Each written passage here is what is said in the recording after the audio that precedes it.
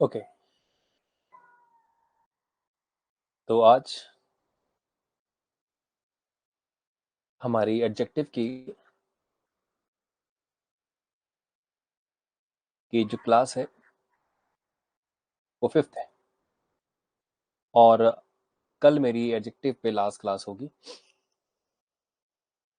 Now हमने कल कुछ रूल्स किए थे और हमने इसमें लास्ट रूल ये कहा था, आई थिंक रूल नंबर शायद ये 5 था। तो रूल नंबर 5 में ये डिस्कशन हुई थी। रूल नंबर 5 में ये डिस्कशन हुई थी कि जैसे एडजेक्टिव की जो पॉजिटिव डिग्री है, कंपैरेटिव है और ये जो सुपरलेटिव है,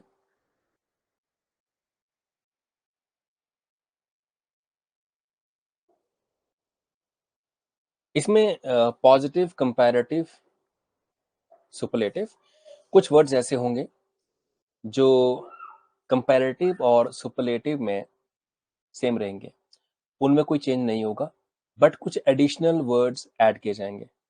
जैसे कि एग्जांपल लेते हैं, जैसे पहला एग्जांपल ब्यूटीफुल। जैसे मैं कहूँ कि she is beautiful,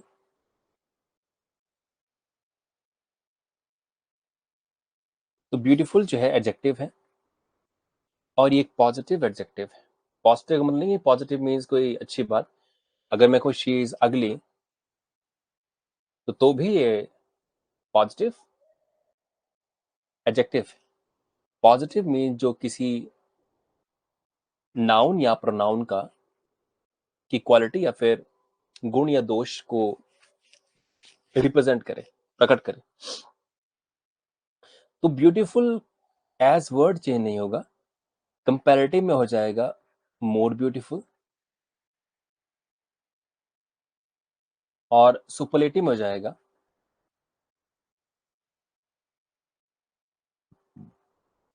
most beautiful, right. तो एज सच देखा जाए तो वर्ड ब्यूटीफुल में कोई चेंज नहीं है, बस यहाँ पे कंपैरेटिव में मोर है और सुपरलेटिव में मोस्ट है। तो नॉर्मली किसी को भी कहना कि वो सुंदर है तो उसे आप कह सकते हैं she is beautiful. Comparative means compare करने वाले हैं आप किसी और के साथ। तो मैं कहूं कि सानिया इज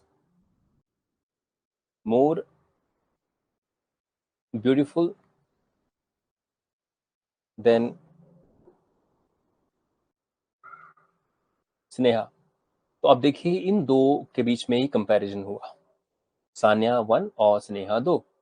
तो यहाँ पे मोर ब्यूटीफुल, ब्यूटीफुल शब्द वही मगर मोर लगाया गया ये बताने के लिए कि सानिया जो है वो स्नेहा से ज्यादा सुंदर है।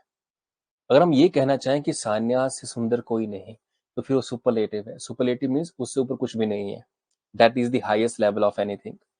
तो सुपरलेटिव में क्या हो जाएगा, जैसे अगर मैं कहूं कि सानिया सानिया इज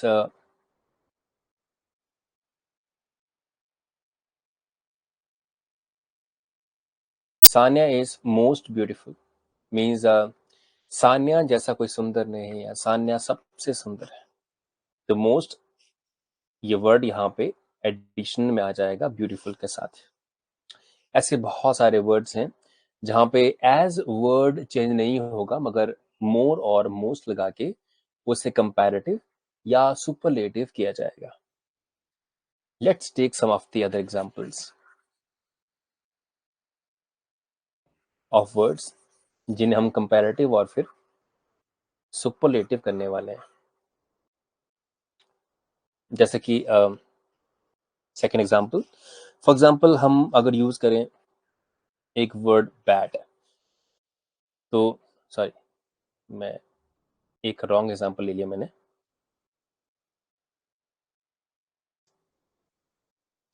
नेक्स्ट है जैसे कि हमारे पास वर्ड जैसे इंटेलिजेंट।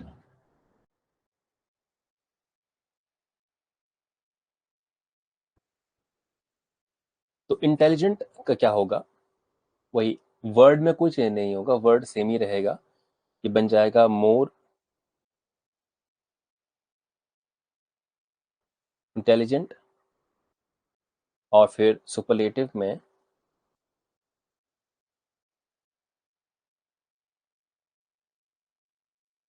Most intelligent, right. तो इंटेलिजेंट एज वर्ड चेंज नहीं हुआ, ये बन गया मोर इंटेलिजेंट और मोस्ट इंटेलिजेंट, राइट। एक और एग्जांपल लेते हैं, तीसरा लास्ट एग्जांपल। ऐसे बहुत सारे वर्ड्स होंगे, जैसे प्लेजेंट।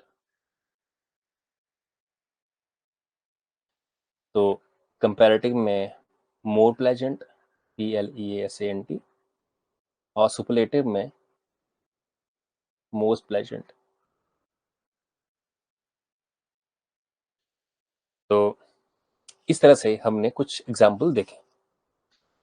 अब इसी के अंदर ही रूल नंबर 5 के अंदर ही कुछ ऐसे वर्ड्स हैं जिनको पॉजिटिव से कंपैरेटिव से सुपरलेटिव करने में कोई रूल ही नहीं है, अर्थात उनको याद ही करना पड़ेगा, रट्टा मारना पड़ेगा।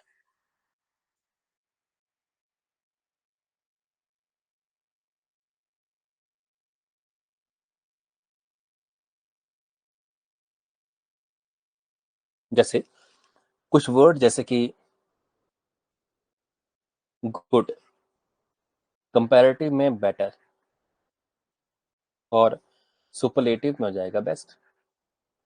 तो गुड, बेटर, बेस्ट, तो आप यहाँ पाएंगे कि गुड और बेटर और बेस्ट तीनों डिफरेंट वर्ड है, इनका आपस में कोई मेल जोल नहीं है। ऐसे एग्जाम्पल नंबर 2, इन्हें अभी याद ही करना पड़ेगा आपको, कोई चार आपके पास नहीं होता। जैसे गुड के बाद बैड, बुरा, कंपैरेटिव करना हो तो वर्स, एंड सुपरलेटिव करना हो तो वर्स्ट हो जाएगा। जैसे मैं कहूँ कि ही इज बैड पर्सन, तो सिंपली एक पॉजिटिव डिग्री है बैड पर्सन, ऑफ एडजेक्टिव है। अगर मैं कंपैरेटिव में रखूं इसे, तो ही इज, अब लिखूंगा worse, he is worse than Sunil, मैंने वो सुनील से भी ज्यादा बुरा है। और सुपरलेटिव में सिंपली ही इज वर्स्ट, क्योंकि अब वहां कंपैरिजन नहीं होगा ना, सीधी सी बात है कि वो सबसे ज्यादा बुरा है, ही इज द बेस्ट हो जाएगा, वर्स्ट हो जाएगा, सॉरी। तो इस तरह से काफी एग्जांपल्स हमारे सामने होंगे जहां हमें याद ही करना पड़ेगा, कोई चारा हमारे पास नहीं होगा कि हम उन्हें कोई एक रूटीन वर्ड्स की तरह याद कर लें। थर्ड लेते हैं, जैसे मान लो सपोज लिटिल, तो लिटिल मीन्स कम, ये हम समझते हैं। अब लिटिल का जब हमने करना है इसको कंपैरेटिव में, तो लेस हो जाएगा, और सुपरलेटिव में लीस्ट, राइट। तो लिटिल, लेस, और फिर लीस्ट हो जाएगा। चौथा word, for example LAT, late, देरी से जब आप कोई आदमी आता है, लेट से लेटर, और फिर लास्ट में लेटेस्ट, ऑलराइट। बहुत सारे वर्ड्स हैं, old, older, and oldest, right. तो ये हुए हमारे एडजेक्टिव के कुछ रूल्स। हमने 5 रूल्स पढ़े, और इन 5 रूल्स के अंदर हमने जाना कि जब भी हमने कोई एडजेक्टिव यूज करना है, तो कंपैरेटिव, सुपरलेटिव, पॉजिटिव डिग्री में किस तरह से बिहेव करेगा। Now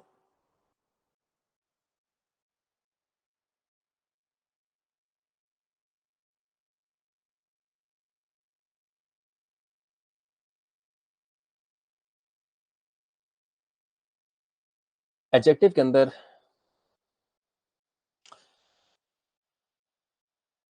next topic,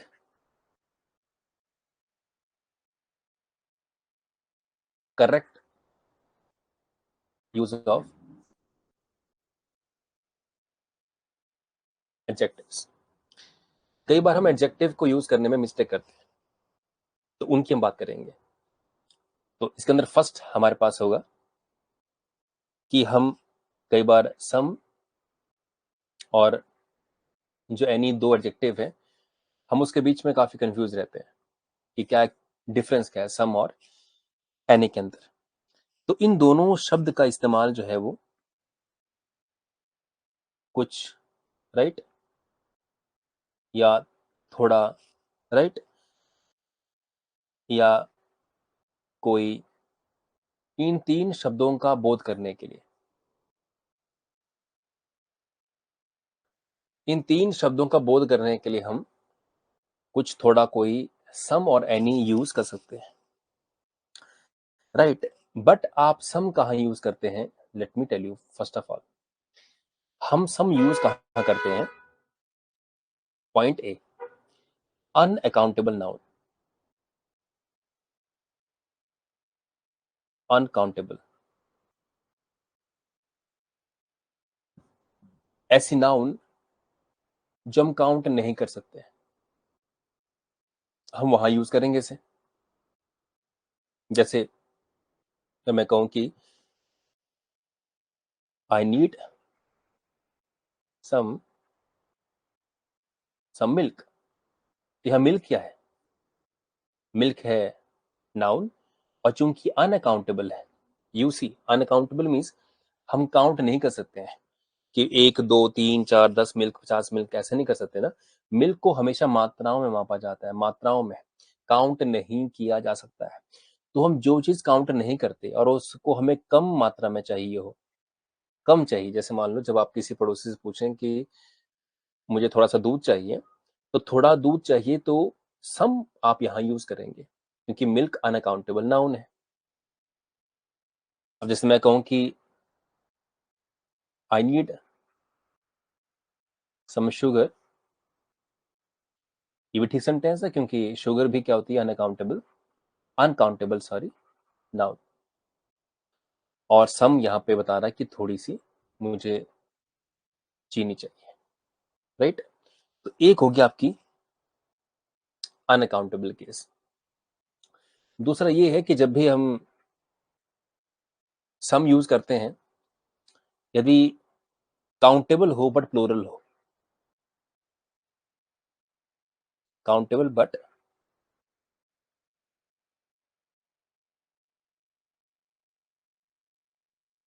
plural noun, which means count हम कर सकते हैं बट प्लूरल है वो। जैसे I have, I have some friends,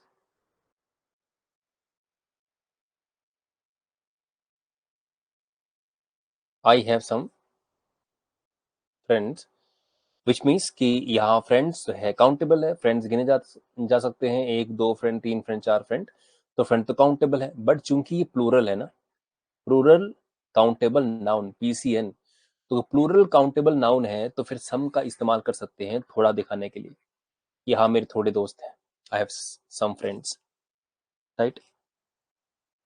आइए अब आगे डिस्कस करते हैं कि अगर सम का मतलब कुछ थोड़ा और कोई होता है, तो एनी का मतलब भी वही सेम होता है। तो हम एनी यहाँ क्यों यूज नहीं कर रहे, लेट्स अंडरस्टैंड कि एनी का इस्तेमाल होता कहाँ पे है। तो मैं जरा इसे हटा रहा हूँ यहाँ से कुछ चीजों को।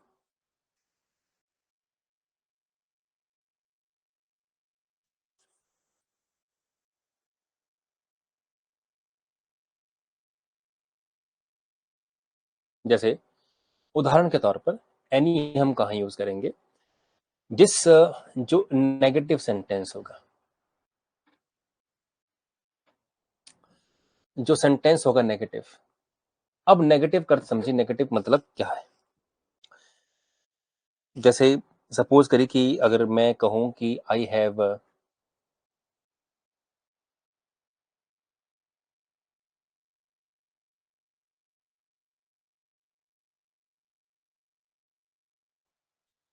सम प्रॉब्लम्स, राइट,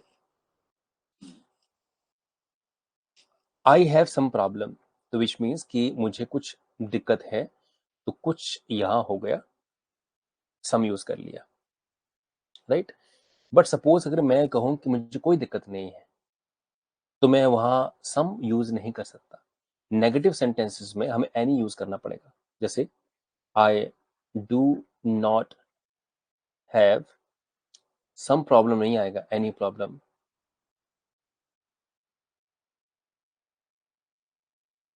ऑलराइट, तो I do not means negative होगा सेंटेंस। जैसे नॉट आया तो नेगेटिव हो गया। नेगेटिव जैसे होगा तो फिर कुछ को दर्शाने के लिए एनी का इस्तेमाल होगा। राइट, जैसे आई हैव सम फ्रेंड, और मैं कहूं कि आई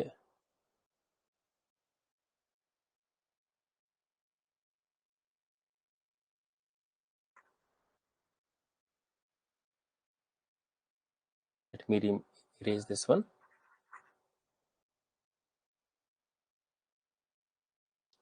I don't have any friends. Right, तो अगर सेंटेंस नेगेटिव हुआ तो जो काम कर रहा था सम, वही काम करने वाला है एनी, अगर सेंटेंस नेगेटिव हुआ तो इस तरह से बहुत ही आसानी से हम एनी और सम के बीच में डिफरेंस बता सकते हैं। अब इसके अलावा सम और एनी में और कहाँ कंफ्यूजन बन सकती है, लेट मी टेल यू। सम और एनी में और कंफ्यूजन कहाँ बन सकती है, लेट मी टेल यू। तो सम और एनी में कंफ्यूजन यहां बन सकती है, जैसे लेट मी टेल यू, जब हम क्वेश्चन मार्क की बात करते हैं, जब किसी वाक्य में सेंटेंस में क्वेश्चन पूछा जा रहा है, mean something is being asked, तो क्या होगा। जैसे अगर अगर जैसे सपोज करिए कि क्वेश्चन मार्क सेंटेंस हो, तो क्वेश्चन मार्क सेंटेंस के अंदर यदि, जैसा आपने क्वेश्चन पूछ लिया, यदि आपको आंसर चाहिए यस में, तो आप यूज करेंगे सम। यदि आपको क्वेश्चन पूछते हुए आंसर चाहिए नो में, तो आप यूज करेंगे एनी। इसका मतलब क्या है, let me tell you clearly, मैं क्या कहना चाहता हूं। ऐसा कहकर मेरा पर्पस क्या है। जैसे हम क्लास में कोई टीचर है, और वो टीचर कोई ऐसे बोलते हैं जनरली कि पढ़ाते हुए, जैसे लेक्चर दिया और फिर बोलते do you have any doubt. तो टीचर पूछ रहा है आफ्टर लेक्चर बच्चों से कि क्या किसी को डाउट है, क्वेश्चन मार्क। तो एज एक्सपेक्टेड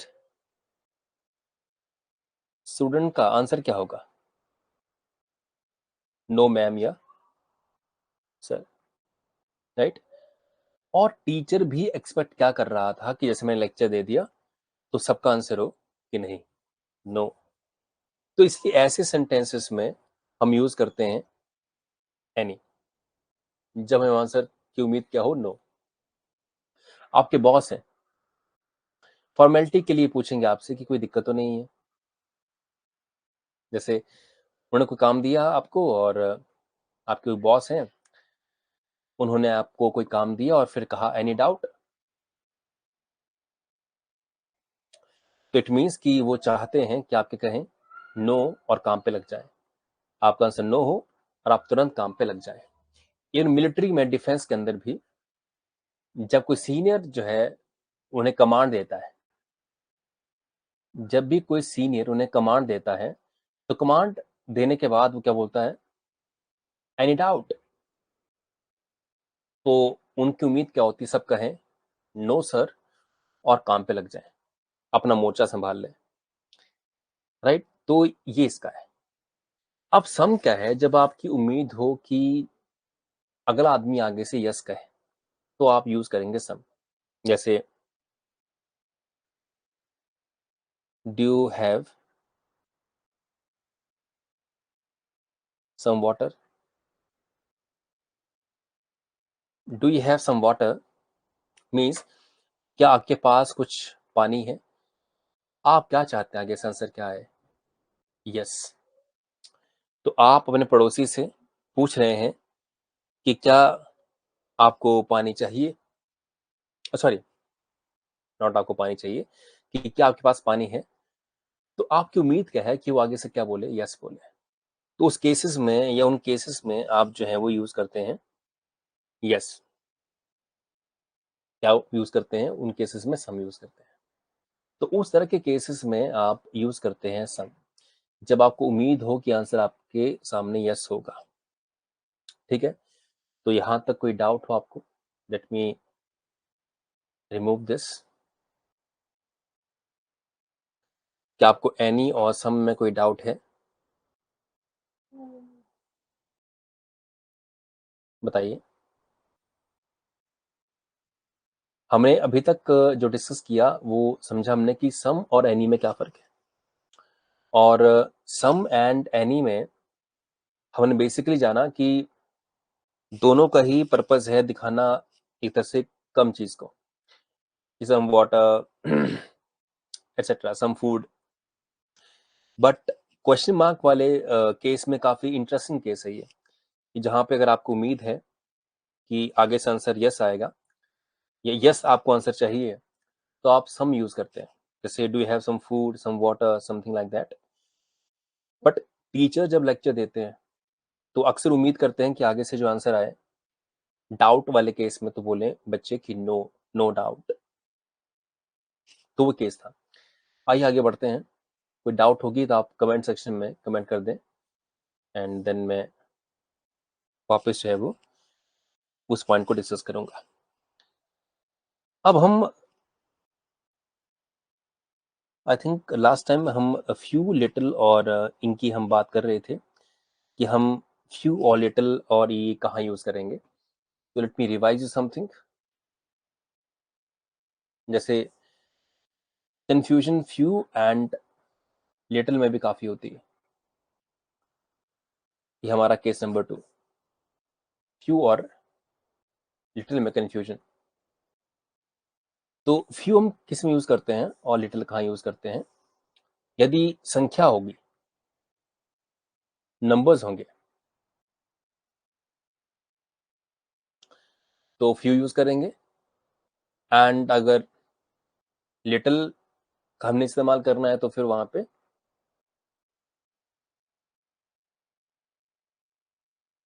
मात्रा मीन्स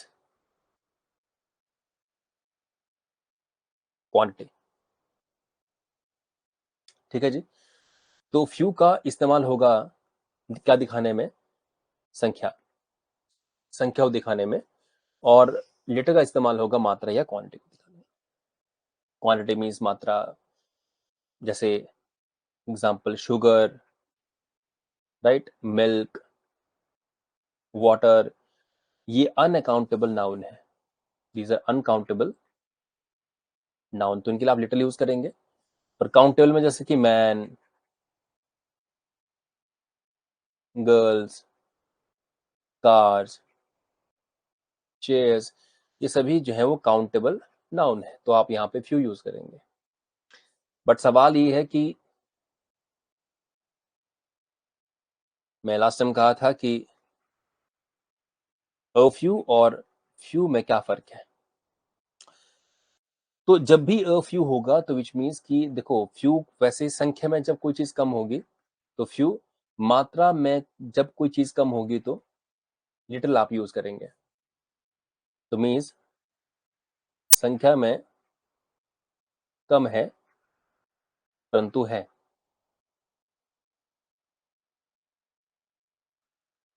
इस संख्या में तो कम है परंतु है वो, राइट। जैसे मान लो कि आपकी बर्थडे पार्टी और आपके पेरेंट्स ने आपको दिए 500 रुपए, तो संख्या में तो कम है वो, पर है, मैंने आप पार्टी करवा सकते हैं अपने दोस्तों को, बट है कम। फ्यू मीन्स संख्या में कम है परंतु ना के बराबर है। कम है और ऐसे और ना के बराबर है। तो फ्यू आप यूज करेंगे तब जब संख्या में वो चीज बहुत कम होगी और ना के बराबर होगी। जैसे मान लो आपकी बर्थडे पार्टी है, आपके पेरेंट्स आपको 10 रुपए देते हैं, तो इससे पार्टी हो नहीं सकती है। तो आप कहेंगे कि हाँ है, कम है, पर आप समझे कि ना के बराबर है। यदि आपके फ्रेंड्स कहें कि यार बर्थडे पार्टी है, चल कहीं पार्टी करवा दे, तो फिर आपके दोस्त कहते हैं कि क्या तेरे पेरेंट्स ने तुझे पैसे नहीं दिए पार्टी के लिए, तो वो बोलेगा या आप बोलेंगे आगे से कि दिए हैं, बट इतने दिए हैं कि आप उसे ना के बराबर ही समझे।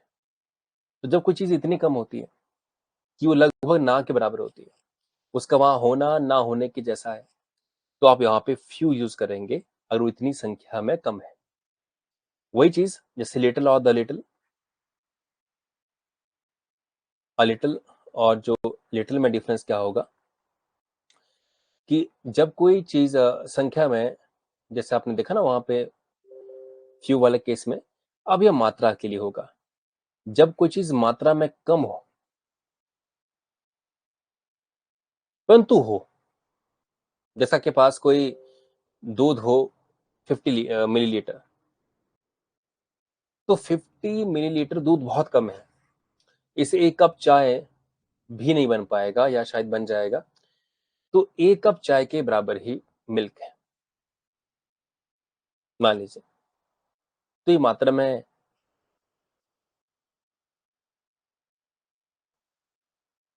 तो ये मात्रा में जो है वो कम है और लगभग बहुत कम है, परंतु है, आप उससे खारिज नहीं कर सकते हैं, है बट कम है। लिटिल मीन्स मात्रा में कम है, मैंने ना के बराबर है। अगर 2-3 बूंद होगी दूध की किसी गिलास में, तो आप उसका होना ना होना एक ही बात समझें। तो जब कोई चीज संख्या में इतनी कम होगी, इतनी ज्यादा कम होगी, तो आप क्या कहेंगे उसे, लिटिल, कि भाई ना के बराबर हो, इतनी कम संख्या में। तो जब कोई चीज संख्या में बहुत कम होगी तो आप उसे लिटिल कहेंगे, जो कि ना के बराबर हो। और फ्यू यूज करेंगे जब कोई चीज, लिटिल करेंगे मात्रा के लिए और फ्यू यूज करेंगे संख्या के लिए। तो जब कोई चीज संख्या में इतनी कम हो, इतनी कम हो कि वो ना के बराबर हो, तो आप वहां पे फ्यू यूज करेंगे। ठीक है जी। तो एग्जाम्पल देता हूं आपको मैं और फिर समझाता हूं।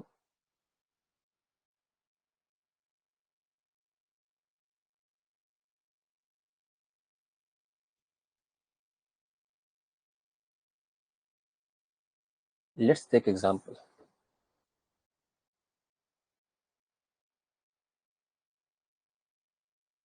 Knowledge is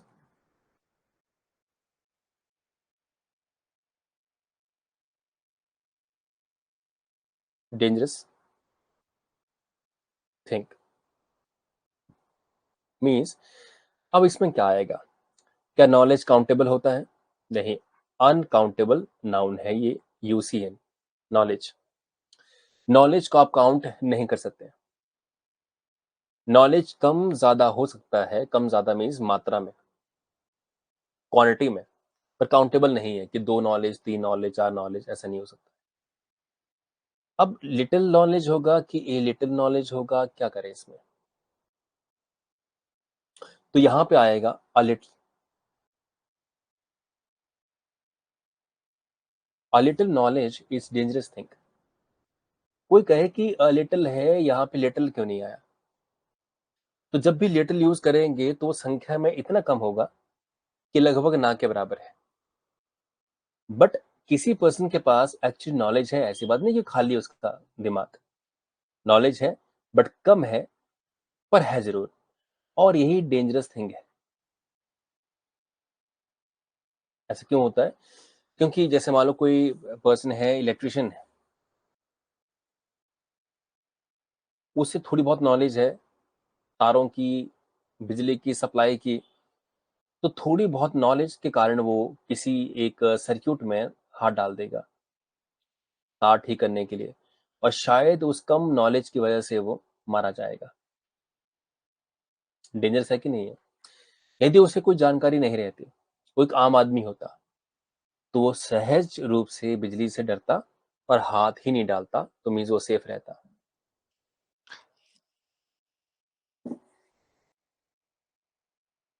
right? तो इस तरह से हम देख पा रहे हैं कि, हम देख पा रहे हैं बहुत क्लियरली कि डैश में अ लिटिल आना चाहिए था यहाँ पर। राइट? तो ऐसे बहुत सारे एग्जाम्पल हैं, मैं आपको बस समझा रहा हूँ। आज प्रैक्टिस सेशन करेंगे, इसके बाद हम लोग जैसे मेरा ये टॉपिक फिनिश होता है तो हम करेंगे। बट आइए अब आगे डिस्कस करते हैं एक और पॉइंट इसके अंदर कि हम क्यू और स्मॉल का इस्तेमाल कहाँ करें। चलो, तो हो गया, अब इसमें कोई फायदा आगे डिस्कस करने का नहीं है। चलिए, अब एडजेक्टिव के रूल्स पढ़ लेते हैं। नेक्स्ट है रूल्स ऑफ एडजेक्टिव।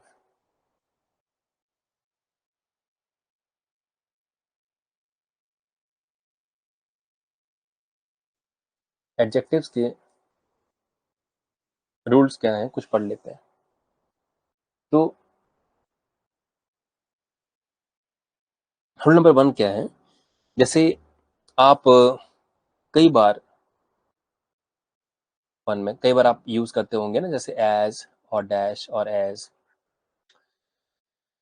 तो डैश एज जब आप करते हैं तो इस डैश में आप कुछ भरते हैं। यहाँ पे हमेशा पॉजिटिव डिग्री का प्रयोग होगा। एडजेक्टिव क्या, फिर एडवर्ब की पॉजिटिव डिग्री होगी हमेशा यहाँ पर, पॉजिटिव डिग्री। जैसे मान लो मैं कहूं कि Shweta is as as her sister. तो विच मीन्स दैट, इसका मतलब क्या है? जैसे मान लो अगर मैं बीच में डाल दूं अब यहाँ पे Shweta is as good as her sister, तो आप देख पा रहे हैं कि श्वेता की कैपेबिलिटीज को उसकी बहन के साथ कंपेयर किया जा रहा है, और एज गुड एज एक तरह से कंपेयर करते हैं। बट बीच में हमेशा यहाँ पॉजिटिव डिग्री एडजेक्टिव या एडवर्ब ही होगा। तो Shweta is as good as, अगर मैं यहाँ पे कुछ भी लगा दूं, गुड या बैड कर दूं, तो बन जाएगा Shweta is as bad as her sister. अगर मैं यहाँ कर दूं Shweta is as intelligent, right, तो आप यहाँ से अब हिंट ले चुके होंगे कि एज डैश आएगा आएगा तो फिर आपने वहां उसके बीच में एक पॉजिटिव डिग्री एडजेक्टिव को फिलअप कर देना है, या फिर एडवर्ब को आपने फिलअप कर देना है, राइट। तो आई थिंक यहाँ आप आसानी से समझ गए होंगे। आपको मैं रूल नंबर 2 की ओर लेके चलूंगा।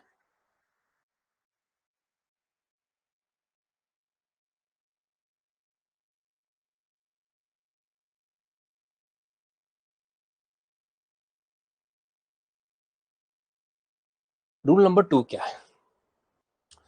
रूल नंबर 2 की बात करें तो रूल नंबर 2 की बात करें तो रूल नंबर 2 में क्या बोलता है कि जब भी हम सुपरलेटिव डिग्री ऑफ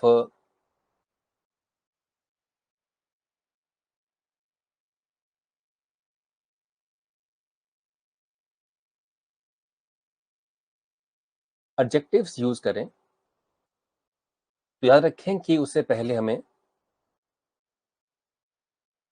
द का इस्तेमाल करना है। जब भी हम सुपरलेटिव डिग्री का इस्तेमाल करें तो हमें उससे पहले द का इस्तेमाल करना है। उदाहरण के तौर पे जैसे मैं कहूं कि शी इज, अब देखिए बेस्ट है ना यहाँ पे, तो बेस्ट क्या सुपरलेटिव, तो शी इज द बेस्ट होगा, दी लगाएंगे आप, she is the best, right. अगर मैं कहूं कि Sachin is the greatest player of cricket, देखिए यहाँ जो सुपरलेटिव डिग्री है उसके पीछे द का इस्तेमाल होगा। तो सुपरलेटिव डिग्री जो भी होंगी उनके इस्तेमाल से पहले जो है वो द का इस्तेमाल किया जाएगा सुपरलेटिव डिग्री के अंदर, राइट। नाउ ये सब डिस्कस करने के बाद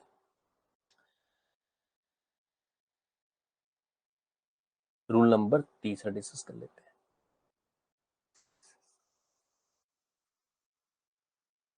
let's discuss rule number 3।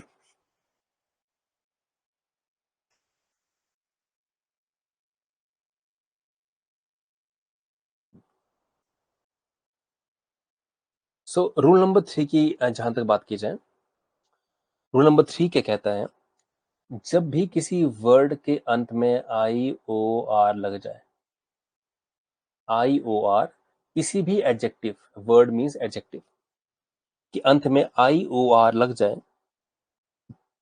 Then क्या करना आपने, तो उस सेंटेंस के अंदर आप एक बात का ध्यान रखेंगे कि देन का आप यूज नहीं करेंगे, आप यूज करेंगे टू का। अब आप कहेंगे ऐसा क्या सेंटेंस है जो होगा, जैसे मान लीजिए एक वर्ड लेते हैं पहले, सीनियर,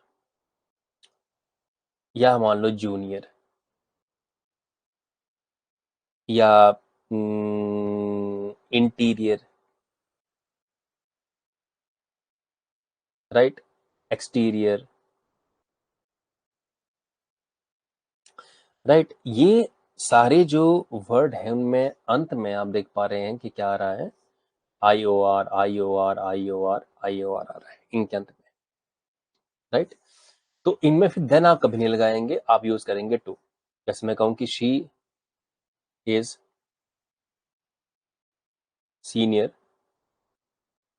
टू मी, तो ऐसे वर्ड जिनके अंत में आई ओ आर आएगा, टू का इस्तेमाल होगा। अब जो सीनियर से जूनियर कर देते हैं, she is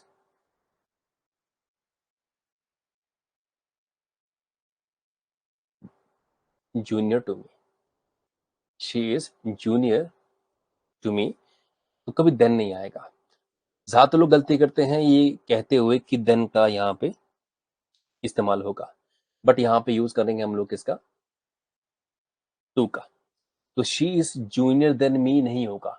90% in the spoken English we say than, जैसे she is senior than me, she is junior than me, नहीं, she is senior to me, she is junior to me. तो इस तरह से आप आएंगे कि बड़े ही कॉमन ये वर्ड्स हैं,